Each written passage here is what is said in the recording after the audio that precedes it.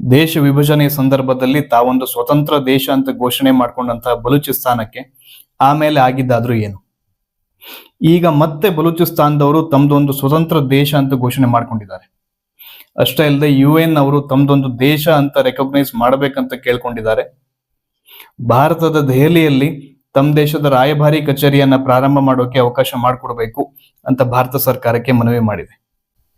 ಹಾಗೆ ನೋಡಕ್ ಹೋದ್ರೆ ಇದೇನ್ ಫಸ್ಟ್ ಏನಲ್ಲ ಬಲೂಚಿಸ್ತಾನದವರು ತಮ್ದೊಂದು ಸ್ವತಂತ್ರ ದೇಶ ಅಂತ ಘೋಷಣೆ ಮಾಡ್ಕೊಳ್ತಾ ಇರೋದು. ಆದ್ರೆ ಇದೇ ಕೊನೆ ಆಗತ್ತಾ ಗೊತ್ತಿಲ್ಲ, ಕಾದ್ ನೋಡ್ಬೇಕು. ಒಟ್ಟು ಸರಿಸುಮಾರು 3,47,000 ಸ್ಕ್ವೇರ್ ಕಿಲೋಮೀಟರ್ಗಳಷ್ಟು ಭೂಭಾಗವನ್ನು ಹೊಂದದಂತಹ ಬಲೂಚಿಸ್ತಾನಕ್ಕೆ ಇಂತಹ ಪರಿಸ್ಥಿತಿ ಬರೋದಕ್ಕೆ ಕಾರಣ ಏನು?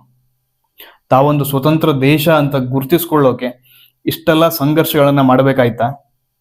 ತಮ್ಮಲ್ಲಿರುವಂತಹ ಅತ್ಯುನ್ನತ ಮಿನರಲ್ಸ್, ಬಂಗಾರ, ಖನಿಜಗಳು, ನ್ಯಾಚುರಲ್ ಗ್ಯಾಸ್ಗಳೇ ಆ ದೇಶಕ್ಕೆ ಮುಳುವಾಯ್ತಾ? ನಿಜವಾದ ಕಾರಣನ ನೋಡಕ್ ಹೋದ್ರೆ ನಮಗೆ ಸಿಗೋ ಉತ್ತರ ಏನಂದ್ರೆ ಜಿನ್ನಾ ಮಾಡದಂತ ಮೋಸ. ಪಾಕಿಸ್ತಾನದಲ್ಲಿ ಒಟ್ಟು 4 ಪ್ರಾಂತ್ಯಗಳಿವೆ. ಅದ್ಯಾವುದಂದ್ರೆ ಒಂದು ಪಖ್ತೂನ್ಖ್ವಾ, ಮತ್ತೊಂದು ಪಂಜಾಬ್, ಸಿಂಧ್ ಹಾಗೂ ಬಲೂಚಿಸ್ತಾನ್ ಅಂತೇಳಿ. ಬಲೂಚಿಸ್ತಾನದಲ್ಲಿ ಹೇರಳವಾಗಿ ಮಿನರಲ್ಸ್, ಗೋಲ್ಡ್ ಹಾಗೂ ನ್ಯಾಚುರಲ್ ಗ್ಯಾಸ್ಗಳು ಸಿಗುತ್ತೆ. ಪಾಕಿಸ್ತಾನ ದೇಶದ 44% ಭೂಭಾಗವನ್ನ ಇದೇ ಬಲೂಚಿಸ್ತಾನ ಹೊಂದಿದೆ. ಇಷ್ಟೆಲ್ಲ ಇದ್ರೂ ಸಹಿತ ಇವತ್ತಿಗೂ ಸಹಿತ ಬಲೂಚಿಸ್ತಾನದ ಪ್ರಜೆಗಳು ಅತ್ಯಂತ ಕಡು ಬಡವರು ಹಾಗೂ ಅವರಿಗೆ ಯಾವುದೇ ರೀತಿ ನಾಗರಿಕ ಹಕ್ಕುಗಳಿಲ್ಲ. ಅಷ್ಟೇ ಅಲ್ಲದೆ ಪಾಕಿಸ್ತಾನ ಸರ್ಕಾರ ಬಲೂಚಿಸ್ತಾನಿಯರನ್ನ 2ನೇ ದರ್ಜೆ ನಾಗರಿಕರನ್ನಾಗಿ ನೋಡ್ತಾ ಇದೆ. ಇಷ್ಟೆಲ್ಲ ಆಗೋಕೆ ಕಾರಣಗಳನ್ನ ತಿಳ್ಕೊಳ್ಳೋದಕ್ಕಿಂತ ಮುಂಚೆ ನಾವು ಬಲೂಚಿಸ್ತಾನದ ಚರಿತ್ರೆಯನ್ನು ಸ್ವಲ್ಪ ತಿಳ್ಕೊಳ್ಬೇಕು. ಕ್ರಿಸ್ತಶಕ 4ನೇ ಶತಮಾನದಲ್ಲಿ ಚಂದ್ರಗುಪ್ತ ಮೌರ್ಯ ಆ ಸಮಯದಲ್ಲಿ ಬಲೂಚಿಸ್ತಾನ, ಈಗಿನ ಬಲೂಚಿಸ್ತಾನದ ಪ್ರಾಂತ್ಯವನ್ನ ಆಳ್ವಿಕೆ ಮಾಡಿದ್ರು. ಅದರ ನಂತರದಲ್ಲಿ ಅಶೋಕ ಮಹಾರಾಜರು ಸಹಿತ ಆ ಪ್ರದೇಶವನ್ನು ಆಳ್ವಿಕೆ ಮಾಡಿರ್ತಾರೆ. ಆ ಸಮಯದಲ್ಲಿ ಅಲ್ಲಿ ಹಿಂದೂಗಳು ಹಾಗೂ ಬೌದ್ಧರು ಜಾಸ್ತಿ ಆಗಿರ್ತಾರೆ. ಅವರೆಲ್ಲರ ನಂತರದಲ್ಲಿ ಬರ್ತಾರೆ ಅರಬ್ರು. ಅಲ್ಲಿಂದ ಇಸ್ಲಾಂ ಹುಟ್ಕೊಳ್ಳುತ್ತೆ ಬಲೂಚಿಸ್ತಾನ ಪ್ರಾಂತ್ಯದಲ್ಲಿ. ಅವರೆಲ್ಲರ ನಂತರದಲ್ಲಿ ಬರ್ತಾರೆ ಬ್ರಿಟಿಷರು. ಬಲೂಚಿಸ್ತಾನ ಅನ್ನೋದು ಬ್ರಿಟಿಷ್ ಆಳ್ವಿಕೆಯಲ್ಲಿ ಅಂದ್ರೆ ಬ್ರಿಟಿಷ್ ಇಂಡಿಯಾದ ಭಾಗ ಆಗಿತ್ತು ಆ ಸಮಯದಲ್ಲಿ. ಬಲೂಚಿಸ್ತಾನ್ ಪ್ರಾಂತ್ಯದ ಮ್ಯಾಪ್ ಅನ್ನು ನೋಡಕ್ ಹೋದ್ರೆ ಅದರಲ್ಲಿ 4 ವಿಭಾಗಗಳು ಕಾಣಸಿಗುತ್ತೆ. ರಾಜ್ಯ ಅಂತಾನು ಕರಿಬಹುದು. ಆ ರಾಜ್ಯಗಳು ಯಾವ್ಯಾವು ಅಂತ ಹೇಳಿದ್ರೆ ಒಂದು ಖಲತ್, ಮತ್ತೊಂದು ಖರನ್, ಮತ್ತೊಂದು ಮಕ್ರನ್ ಹಾಗೂ ಲಾಸ್ ಬೇಲಾ ಅಂತ. ಪಾರ್ಟಿಷನ್ ಸಂದರ್ಭ ಬರುತ್ತೆ. ಆ ಸಮಯದಲ್ಲಿ ಬ್ರಿಟಿಷರು ಬಲೂಚಿಸ್ತಾನಿಯರಿಗೆ 3 ಆಪ್ಷನ್ ಅನ್ನ ಕೊಡ್ತಾರೆ. ಅದೇನಂದ್ರೆ, ಒಂದು, ನೀವು ಮುಂದಿನ ದಿನದಲ್ಲಿ ಭಾರತ ದೇಶದ ಜೊತೆ ಸೇರ್ಕೊಳ್ಬಹುದು, ಇಲ್ಲ ಪಾಕಿಸ್ತಾನ ದೇಶದ ಜೊತೆ ಬೇಕಾದ್ರೂ ಮರ್ಜ್ ಆಗ್ಬಹುದು. ಇವೆರಡೂ ದೇಶ ಬೇಡ ಅಂತ ಹೇಳಿದ್ರೆ ನೀವು ನಿಮ್ದೇ ಒಂದು ಸರ್ವತ್ರ ಸ್ವತಂತ್ರ ಸಪರೇಟ್ ದೇಶ ಅಂತ ಬೇಕಾದ್ರೂ ಘೋಷಣೆ ಮಾಡಿಕೊಂಡು ಇರಬಹುದು ಅಂತ ಒಂದು ಆಪ್ಷನ್ ಕೊಡುತ್ತೆ. ಆ ಸಮಯದಲ್ಲಿ ಬಲೂಚಿಸ್ತಾನ ಪ್ರಾಂತ್ಯದ 3 ಪ್ರಾಂತ್ಯಗಳಲ್ಲಿ ಖರನ್, ಮಕ್ರನ್ ಹಾಗೂ ಲಾಸ್ ಬೇಲಾ ಪ್ರಾಂತ್ಯಗಳಲ್ಲಿ ಮೊಹಮ್ಮದ್ ಅಲಿ ಜಿನ್ನಾನ ಇನ್ಫ್ಲೂಯೆನ್ಸ್ ಸ್ವಲ್ಪ ಜಾಸ್ತಿ ಇರುತ್ತೆ. ಅದರಿಂದಾಗಿ ಆ 3 ಪ್ರಾಂತ್ಯಗಳು ಪಾಕಿಸ್ತಾನ ದೇಶದ ಜೊತೆ ಸೇರ್ಕೊಳ್ಳೋಕೆ ರೆಡಿ ಆಗಿರುತ್ತೆ. ಹಾಗೂ ಉಳಿದಿರೋದು ಒಂದು ಖಲತ್ ಪ್ರಾಂತ್ಯದವರು ತಾವು ಸ್ವತಂತ್ರವಾಗಿರ್ತೀವಿ, ತಾವು ಯಾವ ದೇಶದ ಜೊತೆಗೂ ಸೇರ್ಕೊಳ್ಳೋದಿಲ್ಲ ಅಂತ ನಿರ್ಧಾರ ಮಾಡ್ತವೆ. ಆ ಟೈಮ್ನಲ್ಲಿ ಖಲತ್ ದೇಶದ ರಾಜ ಮೀರ್ ಅಹಮದ್ ಖಾನ್ ಅಂತೇಳಿ, ಅವನನ್ನ ಖಾನ್ ಆಫ್ ಖಲತ್ ಅಂತಾನು ಕರೀತಿದ್ರು. ಮುಂದಿನ ದಿನದಲ್ಲಿ ಅವನು ನಿಧಾನವಾಗಿ ಉಳಿದ 3 ಪ್ರಾಂತ್ಯಗಳ ಲೀಡರ್ಗಳನ್ನ, ಜನರನ್ನ ಇನ್ಫ್ಲೂಯೆನ್ಸ್ ಮಾಡಿ ಅವರ ಮನವೊಲಿಸಿ ತಮ್ಮ ಜೊತೆ ಸೇರ್ಕೊಳ್ಳಿ, ತಾವು 4 ಪ್ರಾಂತ್ಯದವರು ಸೇರ್ಕೊಂಡು ಬಲೂಚಿಸ್ತಾನ ಅನ್ನೋ ಒಂದು ಸ್ವತಂತ್ರ ದೇಶವನ್ನಾಗಿ ಉಳಿಯೋಣ ಅಂತ ಅವ್ರನ್ನ ಮನವೊಲಿಸ್ತಾನೆ. ಅದರಂತೆ ಆಗಸ್ಟ್ 4, 1947ರಲ್ಲಿ ದೆಹಲಿಯಲ್ಲಿ ಒಂದು ರೌಂಡ್ ಟೇಬಲ್ ಕಾನ್ಫರೆನ್ಸ್ ಆಗುತ್ತೆ, ಮೀಟಿಂಗ್ ಆಗುತ್ತೆ.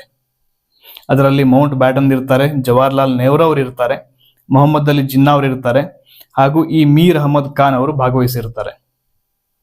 ಆ ಮೀಟಿಂಗ್ ನಲ್ಲಿ ಮೀರ್ ಅಹಮದ್ ಖಾನ್ ಅವರು ಘೋಷಣೆ ಮಾಡ್ತಾರೆ, ಏನಂತ ಹೇಳಿದ್ರೆ ತಾವು 4 ಪ್ರಾಂತ್ಯದವರು ಸೇರಿ ಬಲೂಚಿಸ್ತಾನ ಅನ್ನೋ ಒಂದು ದೇಶವಾಗಿ ಉಳ್ಕೊಳ್ತೀವಿ, ತಾವು ಸ್ವತಂತ್ರವಾಗಿರ್ತೀವಿ ಅಂತ. ಅವರ ಈ ನಿರ್ಧಾರಕ್ಕೆ ಆ ಸಮಯದಲ್ಲಿ ಮೊಹಮ್ಮದ್ ಅಲಿ ಜಿನ್ನಾ ಅನ್ನೋನು ಸೇರಿಸಿ ಎಲ್ಲರೂ ಒಪ್ಕೊಳ್ತಾರೆ. ಯಾರು ತಕರಾರು ಮಾಡ್ಲಿಕ್ಕೆ ಹೋಗೋದಿಲ್ಲ. ಆಗಸ್ಟ್ 15, 1947ಕ್ಕೆ ಬಲೂಚಿಸ್ತಾನ ಒಂದು ಸ್ವತಂತ್ರ ದೇಶ ಅಂತ ಅವರು ಸ್ವಾತಂತ್ರ್ಯವನ್ನ ಘೋಷಣೆ ಮಾಡಿಕೊಳ್ತಾರೆ.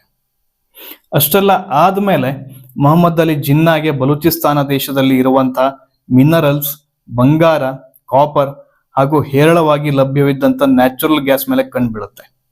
ಈ ಮುಂಚೆ ಅವನಿಗೆ ಅದರ ಮೇಲೆ ಅಷ್ಟೊಂದು ಲಕ್ಷ್ಯ ಇರಲಿಲ್ಲ. ಯಾವಾಗ ಬಲೂಚಿಸ್ತಾನದವರು ಸಪರೇಟ್ ಆಗಿ ಒಂದು ದೇಶ ಆಗಿ ಫಾರ್ಮ್ ಆಗುತ್ತೋ ಆದ್ಮೇಲೆ ಮೊಹಮ್ಮದ್ ಅಲಿ ಜಿನ್ನಾಗೆ ಆ ದೇಶದಲ್ಲಿ ಇರುವಂತಹ ಸಂಪತ್ತಿನ ಮೇಲೆ ಕಂಡುಬೀಳುತ್ತೆ. ಅವನು ನಿಧಾನವಾಗಿ ಮೀರ್ ಅಹಮದ್ ಖಾನ್ ಮೇಲೆ ಪ್ರೆಷರ್ ಆಗೋಕೆ ಸ್ಟಾರ್ಟ್ ಮಾಡ್ತಾನೆ. ನೀವು ಬನ್ನಿ, ನಮ್ಮ ಜೊತೆ ಸೇರ್ಕೊಳ್ಳಿ, ನೀವು ಸ್ವತಂತ್ರ ದೇಶ ಅನ್ನೋದನ್ನ ಕೈ ಬಿಡಿ, ಪಾಕಿಸ್ತಾನದ ಭಾಗ ಆಗಿ ಅಂತ ಆಫರ್ಗಳನ್ನ ಕೊಡೋಕೆ ಶುರು ಮಾಡ್ತಾನೆ, ಪ್ರೆಷರ್ ಹಾಕೋಕೆ ಶುರು ಮಾಡ್ತಾನೆ.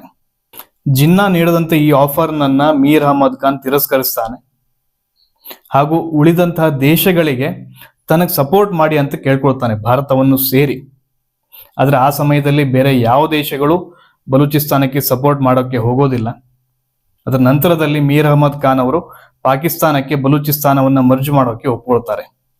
ಆದ್ರೆ ಪಾಕಿಸ್ತಾನ ಜೊತೆ ಸೇರ್ಕೊಳ್ಳುವಂತ ಈ ನಿರ್ಧಾರ ಮೀರ್ ಅಹಮದ್ ಖಾನನ ಸಹೋದರ ಆದಂತ ಅಬ್ದುಲ್ ಕರೀಂನಿಗೆ ಇಷ್ಟ ಇರಲಿಲ್ಲ. ಅವನು ಪಾಕಿಸ್ತಾನದ ವಿರುದ್ಧ ತಿರುಗಿ ಬೀಳ್ತಾನೆ. ಸಂಘರ್ಷಗಳು ಪ್ರಾರಂಭವಾಗುತ್ತೆ, ಹಲವಾರು ಗಲಾಟೆಗಳು ನಡೆಯುತ್ತೆ.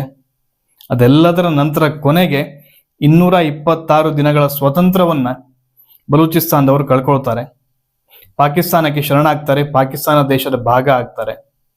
ಅದರ ನಂತರದಲ್ಲಿ ಪಾಕಿಸ್ತಾನ ಸರ್ಕಾರ ತನ್ನ ಆರ್ಮಿಯನ್ನ ಬಲೂಚಿಸ್ತಾನ ಪ್ರಾಂತ್ಯದ ತುಂಬ ಬಿಟ್ಟುಬಿಡುತ್ತೆ. ಆರ್ಮಿ ತನ್ನ ಕಂಟ್ರೋಲಿಗೆ ತಗೊಳುತ್ತೆ. 1954ರಲ್ಲಿ ಪಾಕಿಸ್ತಾನ ಸರ್ಕಾರ ಒಂದು ಪಾಲಿಸಿಯನ್ನ ಬಿಡುಗಡೆ ಮಾಡುತ್ತೆ, ಸ್ಕೀಮ್ ಅನ್ನ ತರುತ್ತೆ, 1 ಯೂನಿಟ್ ಸ್ಕೀಮ್ ಅಂತೇಳಿ. ಅದರ ಪ್ರಕಾರ ಬಲೂಚಿಸ್ತಾನವನ್ನ ಬೇರೆ ಬೇರೆ ಭಾಗಗಳನ್ನಾಗಿ ವಿಂಗಡಿಸಿ ಉಳಿದ ಪ್ರಾಂತ್ಯಗಳಿಗೆ ಹಂಚಿಕೆ ಮಾಡೋದು, ಅಂದ್ರೆ ಬಲೂಚಿಸ್ತಾನವನ್ನ ಒಡೆಯೋದು. ಅದಲ್ಲದೆ ಇಡೀ ದೇಶಾದ್ಯಂತ ಸಿಂಗಲ್ ಅಡ್ಮಿನಿಸ್ಟ್ರೇಷನ್ ಅನ್ನ ತರೋದು ಆ ಒಂದು ಪಾಲಿಸಿಯ ಉದ್ದೇಶ ಆಗಿರುತ್ತೆ. ಆಗ ಮತ್ತೆ ಬಲೂಚಿಸ್ತಾನದವರು ಪಾಕಿಸ್ತಾನದ ವಿರುದ್ಧ ತಿರುಗಿ ಬೀಳ್ತಾರೆ. ಸತತ 4 ವರ್ಷಗಳ ಸಂಘರ್ಷದ ನಂತರ 1958ರಲ್ಲಿ ಬಲೂಚಿಸ್ತಾನ ಮತ್ತೆ ತಮ್ಮನ್ನು ತಾವು ಸ್ವತಂತ್ರ ದೇಶ ಅಂತ ಘೋಷಣೆ ಮಾಡಿಕೊಳ್ಳುತ್ತೆ. ಅಷ್ಟೇ ಅಲ್ಲದೆ ಪಾಕಿಸ್ತಾನದ ವಿರುದ್ಧ ಗೆರಿಲ್ಲಾ ವಾರ್ ಅನ್ನು ಸಹಿತ ಘೋಷಣೆ ಮಾಡಿಬಿಡ್ತಾರೆ ಬಲೂಚಿಸ್ತಾನದವರು. ಆದರೆ ಪಾಕಿಸ್ತಾನ ತನ್ನ ನರಿ ಬುದ್ಧಿಯನ್ನು ಉಪಯೋಗಿಸಿ ಕೇವಲ ಒಂದೇ ವರ್ಷದಲ್ಲಿ ಅಂದ್ರೆ 1959ರಲ್ಲಿ ಬಲೂಚಿಸ್ತಾನದವ್ರನ್ನ ಸಮಾಧಾನ ಪಡಿಸುತ್ತೆ. ಆ ಸಮಯದಲ್ಲಿ ಬಲೂಚಿಗಳ ಲೀಡರ್ ಆದಂತಹ ನವರೋಜ್ ಖಾನ್ ಅನ್ನ ಬಂಧನ ಮಾಡುತ್ತೆ. ಅಷ್ಟೇ ಅಲ್ಲದೆ ಆತನ ಹಲವಾರು ಸಂಬಂಧಿಕರನ್ನು ಸಹಿತ ಸಾಯಿಸ್ಬಿಡ್ತಾರೆ ಪಾಕಿಸ್ತಾನದವರು. ಮತ್ತೆ 3ನೇ ಬಾರಿ ಅಂದ್ರೆ 1963ರಲ್ಲಿ ಬಲೂಚಿಸ್ತಾನಿಯರು ಪಾಕಿಸ್ತಾನದ ವಿರುದ್ಧ ತಿರುಗಿ ಬೀಳ್ತಾರೆ. ಅದು ಅವತ್ತಿಂದ ಇವತ್ತಿನವರೆಗೂ ನಡ್ಕೊಂಡೇ ಬಂದಿದೆ.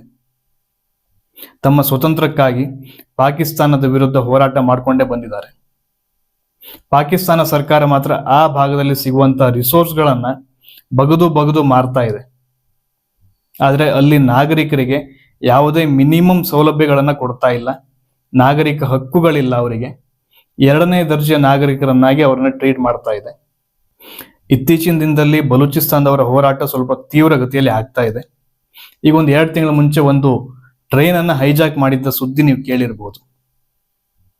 ಆದ್ರೆ ಈಗ ಅವರು ಯಾರನ್ನ ಪರ್ಮಿಷನ್ ಕೇಳ್ತಾ ಇಲ್ಲ, ಯಾರಿಗೂ ಹೆದರೋ ಅವಶ್ಯಕತೆಯಲ್ಲಿ ಅವರಿಲ್ಲ. ತಮ್ಮನ್ನ ತಾವು ರಿಪಬ್ಲಿಕ್ ಆಫ್ ಬಲೂಚಿಸ್ತಾನ್ ಅಂತ ಘೋಷಣೆ ಮಾಡ್ಕೊಂಡಿದ್ದಾರೆ. ಅಲ್ಲಿಯ ಈಗಿನ ಲೀಡರ್ ಮೀರ್ ಯಾರ್ ಬಲೂಚ್ ಅವರು ಇದು ಸ್ವತಂತ್ರ ದೇಶ, ತಮ್ಮನ್ನ UN ಅವರು ಗುರುತಿಸಬೇಕು ಅಂತ ಕೇಳ್ಕೊಂಡಿದ್ದಾರೆ. ಭಾರತದ ದೆಹಲಿಯಲ್ಲಿ ತಮ್ಮ ದೇಶದ ರಾಯಭಾರಿ ಕಚೇರಿಯನ್ನ ಸ್ಥಾಪನೆ ಮಾಡೋಕೆ ಅವಕಾಶ ಮಾಡಿಕೊಡ್ಬೇಕಂತ ಮನವಿ ಮಾಡ್ಕೊಂಡಿದ್ದಾರೆ.